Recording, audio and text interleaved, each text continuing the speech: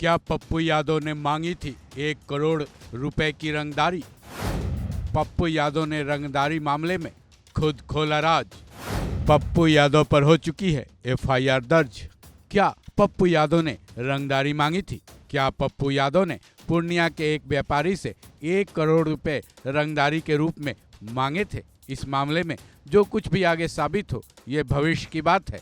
इस मामले में बस एक बात फिलहाल पूरी तरह से सच है, वो ये है कि पप्पू यादव पर पूर्णिया के एक व्यापारी से 1 करोड़ रुपए की रंगदारी मांगने के आरोप में एफआईआर दर्ज हो चुकी है। सांसद बनते हैं इस पूरे मामले को पप्पू यादव के लिए झटका माना जा रहा है। न केवल पूर्णिया में बल्कि बिहार की राजनीति में इस बात पर तेज हलचल है। इस प्रकरण के अब तकरीबन 24 घंटे से ज़्यादा का वक्त हो चुका है, जिसके बाद अब खुद पप्पू यादव ने इस पूरे मामले में एक बड़ा राज खोला है।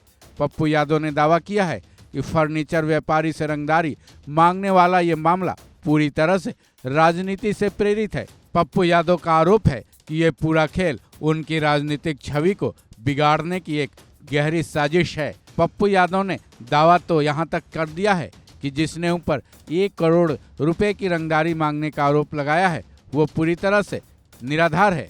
इतना ही नहीं, नवनिर्वाचित सांसद ने अपने ऊपर हुए एफआईआर को लेकर सच सामने लाने की बात कही है। साथ ही ये भी कहा है कि उनके ऊपर लगे इन आरोपों का सच सामने आए, इसके लिए वो सुप्रीम कोर्ट की निगरानी में जांच की मांग कर रहे हैं। सांसद यादव के मुताबिक ये सारा खेल देश और प्रदेश स्तर पर उनकी छवि को धूमिल ही नहीं बल्कि दागदार करने की साजिश भी है। उन्होंने ये भी दावा किया है कि जनता ने उन्हें सांसद बना दिया है, वहीं नेशनल लेवल पर मिल रहा सम्मान विरोधियों को एकदम हजम नहीं हो रहा, जिसका फल ये है कि वो ऐसी छोटी हरकत तक पर उतर आए हैं। सांसद पप्पू यादव ने यह भी कहा कि उनके खिलाफ साजिश रची गई है। यादव का दावा है कि जिस व्यापारी के जरिए उन पर झूठा केस दर्ज करवाया गया है वो खुद ही एक विवादास्पद व्यक्ति है। इतना ही नहीं, पप्पू यादव ने तो यहाँ तक अंदेशा जताया है कि इस साजिश में पूर्णिया जिले के प्रशासनिक अधिकारी भी लिप्त लगते हैं। इसलिए पप्पू यादव ने इस पूरे मामले की उच्च स्तरीय जांच की मांग की है। साथ ही सुप्रीम कोर्ट स्तरीय जांच की भी बात कही है। पप्पू यादव के इन सारी बातों को उनके सहयोगी राजेश यादव ने एक बयान जारी कर बताया है, जिसमें ये कहा गया है कि एफआईआर को पढ़ने से ही सारी बातें खुलकर सामने आ रही हैं, क्योंकि सवाल ये है कि जब फर्नीचर व्यापारी से 2021 से ही रंगदारी मांगी जा रही है और अब तक ये जारी भी है, तो अब तक वो चुप क्यों बैठे थे? पप्पू यादव के सहयोगी राजेश यादव ने एक बड़ा राज भी खोला।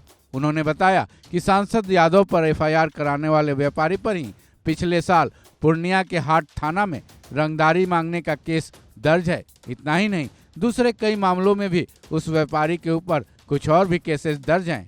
साथ ही उसकी गतिविधि भी निरंतर संदिग्ध ही नजर आती है। ऐसे में जब इस मामले की जांच होगी तब दूध का दूध और पानी का पानी हो जाएगा।